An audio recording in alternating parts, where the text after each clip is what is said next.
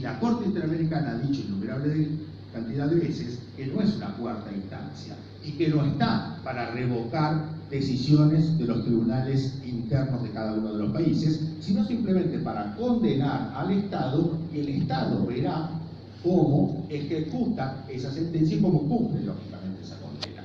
Por consiguiente, y ahora establece esta nueva doctrina, las decisiones de la Corte Interamericana de Derechos Humanos son, en principio, así dice la sentencia, obligatorias para el derecho interno argentino, siempre que estén dictadas en el marco de su jurisdicción y competencia.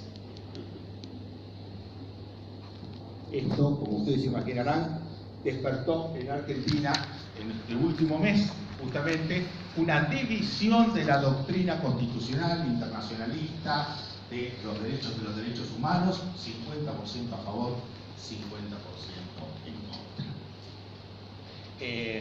Yo le contaba recién a Robert, venía en el avión esta mañana releyendo una cantidad de trabajos, entre los cuales justamente venía releyendo un trabajo del otro miembro de la Corte, que se llama Carlos Rosenkrantz, que es profesor de teoría del derecho, un académico, un hombre que nunca estuvo en la justicia, nunca de alguna manera ejerció demasiado la profesión, siempre estuvo en la academia, siempre fue un profesor de teoría del derecho, de filosofía del derecho, fue rector de una universidad, y justamente venía leyendo un artículo que a mí lo había leído hace muchos años, que se llamaba, y que es obviamente el pensamiento que luego se vislumbra en esta sentencia, porque él integró justamente la mayoría. El doctor Rosati fue con un voto concurrente hablando del margen de apreciación nacional de los estados, margen de apreciación nacional.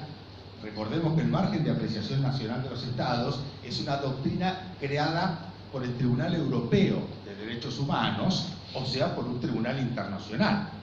El sistema europeo de protección de derechos humanos, quienes estuvieron en Perú ya trabajaron intensamente este tema, ¿no es cierto? El Tribunal Europeo de Derechos Humanos creó una doctrina que se llama margen de apreciación nacional, que es, de alguna manera, una doctrina que admite que cuando el Tribunal Europeo dicte una sentencia, los países obligados ejecuten esa sentencia, digieran esa sentencia, hagan efectiva esa sentencia en el derecho interno de cada uno de los países por un margen de apreciación dado por las Cortes Constitucionales de cada uno de los países. Es decir, teniendo en cuenta su historia, su idiosincrasia, sus características sociales, es decir, las condiciones de cada uno de nuestros países. Pero claro, el voto Rosati habla de un margen de apreciación nacional, pero no se refiere a la actuación de la Corte Interamericana de Derechos Humanos, a similitud, sino el desarrollo de una teoría de que el margen de apreciación nacional es cómo la propia Corte Suprema Argentina incorpora las decisiones del sistema internacional. No es una teoría que le asigna a la Corte Interamericana, se la autoasigna al máximo tribunal, en este caso de mi país. Y venía leyendo este artículo del otro profesor, que es el que integró la mayoría y que me parece que fue el que generó el cambio, que se llama Advertencias a una internacionalista, se llama el artículo. Y él justamente destaca la importancia de rescatar los derechos nacionales. Esto no significa, digamos, no cumplimiento de las obligaciones internacionales para nada, pero dice, hay que tener mucho cuidado con incorporar el derecho internacional directamente en el derecho interno, sin hacer, obviamente, un análisis de que si las circunstancias del dictado de la sentencia en el caso internacional pudieron tener algún reflejo o alguna similitud con el caso en los cuales se aplica en el derecho interno. Esto porque la Corte Interamericana de Derechos Humanos no solamente ha dicho que el control de convencionalidad debe ser ejercido, digamos, por los poderes judiciales, sino que debe ser ejercido ex oficio, o sea, de oficio, por todos los órganos del Estado. Todos los órganos del Estado, del sistema interamericano, de los países integrantes, están obligados a ejercer control de convencionalidad, lo que obviamente desata y refleja una cantidad de debates enormes. ¿Cómo hace el juez? ¿Cuántos son jueces hoy aquí? ¿Ahí tenemos algún juez? 1, 2. ¿De qué fueron? Laboral, penal, perfecto. ¿Cómo hace el juez paraguayo para ejercer control de convencionalidad ¿no es cierto?, si no tiene facultades de ejercicio de control de constitucionalidad. Porque el control de constitucionalidad del sistema paraguayo lo tiene exclusivamente la Sala Constitucional de la Corte. ¿Cómo ejerce control de convencionalidad e inaplica una norma cuando cultural y constitucionalmente no tiene esta facultad en el ejercicio del derecho interno? Es un desafío. Podemos encontrar distintas respuestas a este interrogante, lógicamente, pero es un fuerte desafío. ¿Cómo hace para ejercer un control de convencionalidad en torno a derechos que a lo mejor no conoce y no sabe cómo los ha interpretado la Corte Interamericana? O a lo mejor ni siquiera los ha interpretado la Corte Interamericana, porque no ha habido. ¿Qué doctrina aplica? ¿Qué criterio aplica?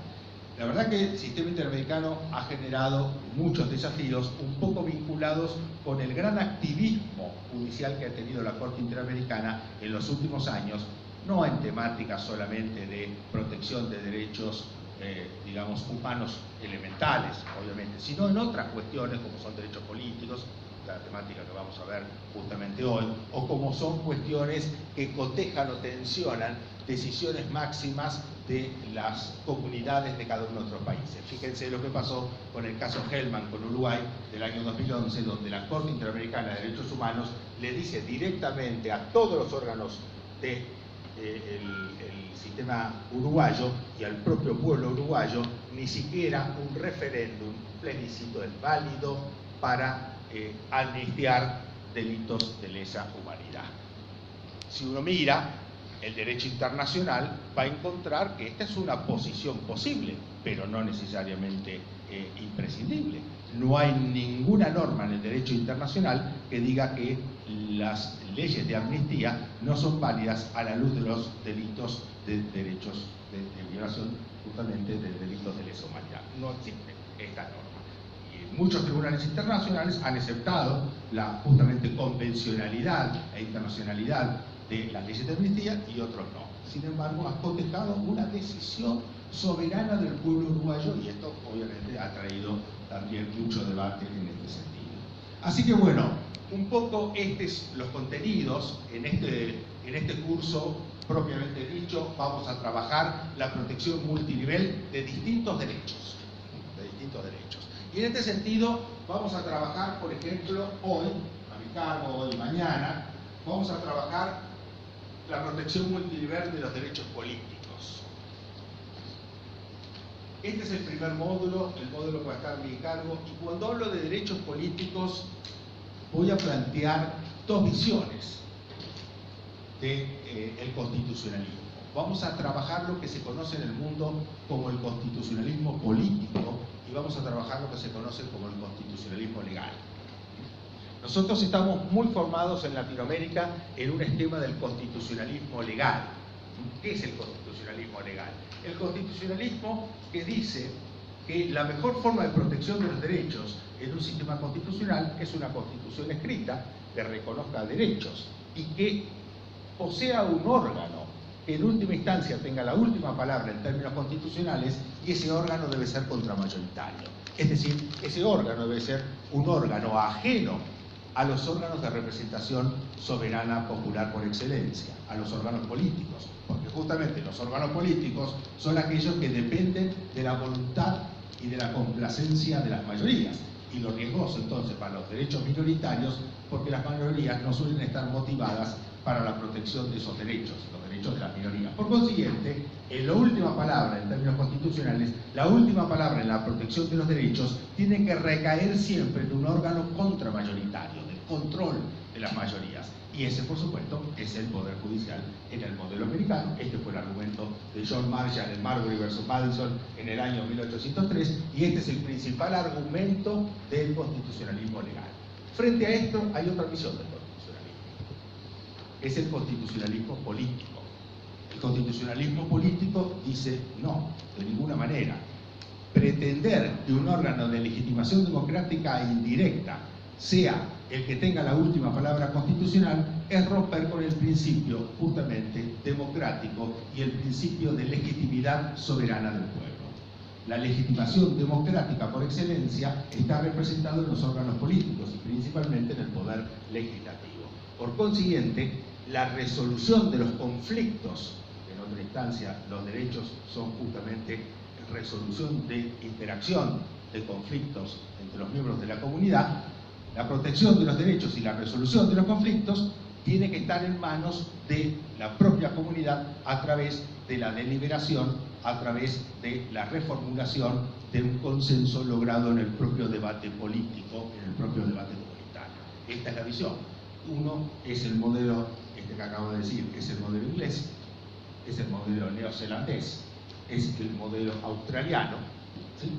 Y otro es el modelo norteamericano y el modelo latinoamericano, principalmente, porque nosotros, lógicamente, recordemos que el primer texto constitucional escrito y supremo, el primer texto, la primera constitución que fue escrita y que se autodenominó suprema, este principio de supremacía constitucional, fue la Constitución norteamericana de 1787, en el artículo 6º se autodenominó suprema, y a partir de allí nace el modelo de control de Marbury versus Madison en 1803, y después se exporta a toda Latinoamérica, y Latinoamérica lo toma con algunas modificaciones a lo largo de los años, como hemos visto en términos generales. Por consiguiente, este modelo de constitucionalismo legal frente a constitucionalismo político le hace jugar un rol distinto a los derechos políticos. Vamos a encontrar que en uno los derechos políticos son esencialmente el medio de generación y protección de los derechos, y en otro los derechos políticos son también un rol muy importante, sobre todo en los últimos años, en los cuales ya no tiene el formalismo que tenía en el constitucionalismo clásico, pero aparecen como uno de los tantos derechos a proteger en el esquema justamente constitucional.